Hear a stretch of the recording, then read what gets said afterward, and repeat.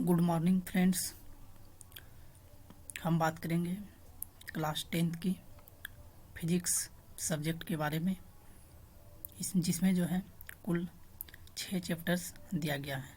पहला चैप्टर है प्रकाश का परावर्तन, दूसरा चैप्टर है प्रकाश का अपवर्तन और तीसरा चैप्टर है मानव नेत्र, वायुमंडलीय अपवर्तन एवं वर्ण विक्षेपण और चौथा चैप्टर है विद्युत धारा, पांचवा चैप्टर है विद्युत धारा का चुंबकीय प्रभाव और छठा चैप्टर है ऊर्जा के स्रोत और सातवां में जो है प्रायोगिक इट मीन्स प्रैक्टिकल के बारे में कुछ टॉपिक्स दिया गया है। इन्हीं सब्जेक्ट से रिलेटेड जैसे प्रकाश का परावर्तन और प्रकाश का अपवर्तन और विद्युत धारा का चुंबकीय प्रभाव से संबंधित है। चलिए आगे देखते हैं, पहला चैप्टर स्टार्ट करते हैं। प्रकाश और उसके स्रोत। प्रकाश और उसके स्रोत क्या क्या है देखते हैं। वस्तुओं को देखने के लिए आँख के अतिरिक्त प्रकाश का होना भी आवश्यक है।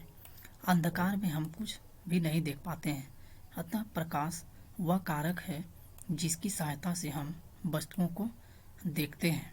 वास्तव में प्रकाश जब वस्तुओं से टकराकर हमारी आँख तक पहुँचता है तभी हम वस्तुओं को देख पाते हैं। जिस वस्तु से प्रकाश निकलता है उसे प्रकाश स्रोत कहा जाता है। कुछ प्रकाश स्रोत प्राकृतिक है और कुछ मानव निर्मित है। सूर्य, तारे आदि प्रकाश के प्राकृतिक स्रोत हैं। इनमें सूर्य हम पृथ्वीवासियों के लिए प्रकाश का सबसे बड़ा स्रोत है।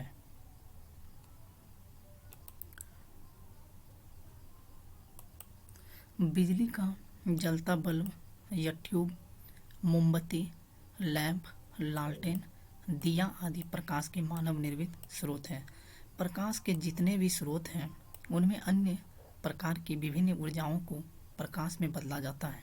जैसे लालटेन, लैंप आदि में तेल में संचित रासायनिक ऊर्जा को प्रकाश में बदला जाता है। जैसे लैंप में जो है तेल के रूप में संचित एक रासायनिक ऊर्जा रहता है, उसको किस ऊर्जा में बदला जाता है? प्रकाश में बदला जाता है, जिससे हमें रोशनी प्राप्त होता है। ठीक इसी प्रकार जो है बिजली के बल्ब और टॉर्च में विद्युत ऊर्जा को प्रकाश में परिणत किया जाता है। इस प्रकार हम पाते हैं कि ऊर्जा के विभिन्न रूपों से प्रकाश की प्राप्ति होती है, अतः प्रकाश एक प्रकार की ऊर्जा है। इससे हमें पता चलता है प्रकाश क्या है, एक प्रकार की ऊर्जा है।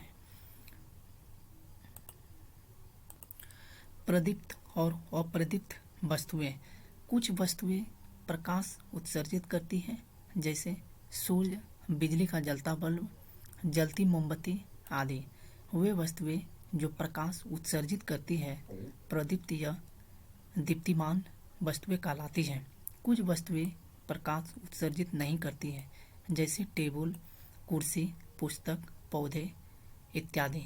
वे वस्तुएं जो स्वयं कोई प्रकाश उत्सर्जित नहीं करती है अप्रदीप्त वस्तुएं कहलाती हैं।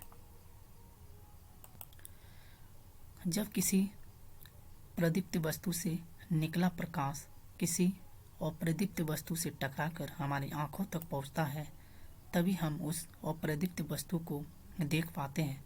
उदाहरण के लिए चंद्रमा का अपना प्रकाश नहीं होता, अप्रदीप्त है।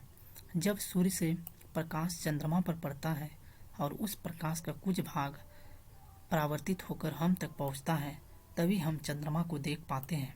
अतः चांदनी यानी चंद्रमा से आता प्रकाश वास्तव में सूर्य का परावर्तित प्रकाश ही है। प्रकाश जैसे सूर्य से आता प्रकाश जब सूक्ष्म कणों जैसे वायु के अणुओं या धूल कणों पर पड़ता है तो वे कण उन पर पड़ने वाले प्रकाश की कुछ ऊर्जा को अवशोषित कर फिर उसे चारों ओर विकिरित करते हैं। इस प्रक्रिया को प्रकाश को प्रकीर्णन कहा जाता है। इसी प्रकीर्णित प्रकाश के कारण हम दिन में ऐसी वस्तुओं को भी देख पाते हैं जिस पर सूर्य का प्रकाश सीधे नहीं पड़ता है। तीसरा है प्रकाश की किरणें। प्रकाश की किरणें कितने प्रकार की होती हैं, चलिए इसके बारे में देखते हैं। किसी प्रदीप्त पदार्थ जैसे मोमबत्ती की लौ या बिजली के जलते बल्ब से प्रकाश सरल रेखा में सभी दिशाओं में जाता है। एक सरल रेखा पर चलने वाले प्रकाश को प्रकाश की किरण कहते हैं। जिससे प्रकाश चलता है। प्रकाश की किरणों के समूह को प्रकाश का किरण पुंज कहते हैं।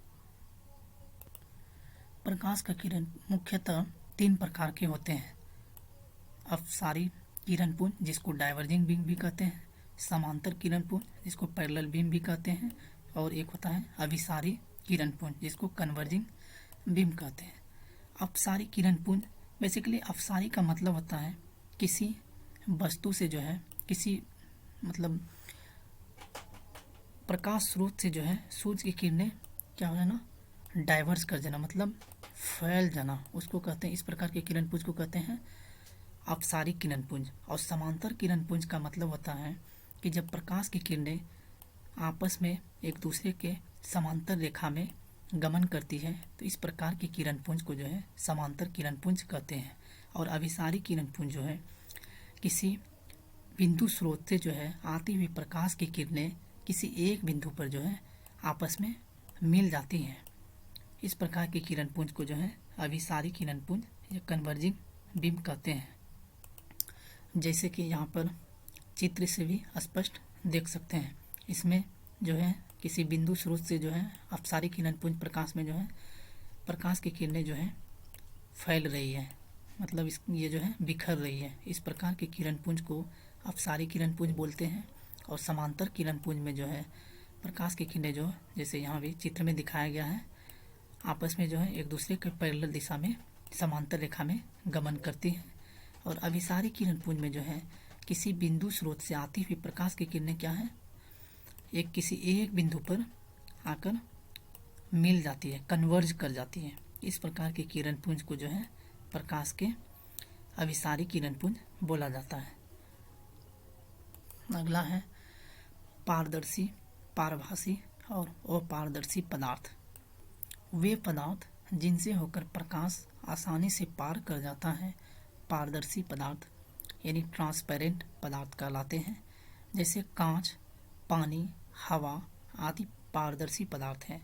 वे पदार्थ जो उन पर पड़ने वाले प्रकाश के एक छोटे से भाग को ही अपने से होकर जाने देते हैं तो पारभासी पदार्थ कहलाते हैं। जैसे घिसा हुआ कांच, तेल लगा हुआ कागज, बैलून का रबड़, आँख की पलक, ट्रेसिंग पेपर यानी बटर पेपर, चर्म, रक्त खून जो है, दूध, घना धुआं, हल्के बादल, कुहासा इत्यादि पारभासी पदार्थ है। वे पदार्थ जो प्रकाश को अपने से होकर नहीं जाने देते और पारदर्शी दैट मीन्स ओपेक पदार्थ कहलाते हैं। जैसे लकड़ी, लोहा, पत्थर, अलकतरा, पेंट, मोटा गत्ता, धातु की प्लेट इत्यादि और पारदर्शी पदार्थ है। समतल दर्पण चिकने कांच की एक समतल प्लेट से बना होता है। समतल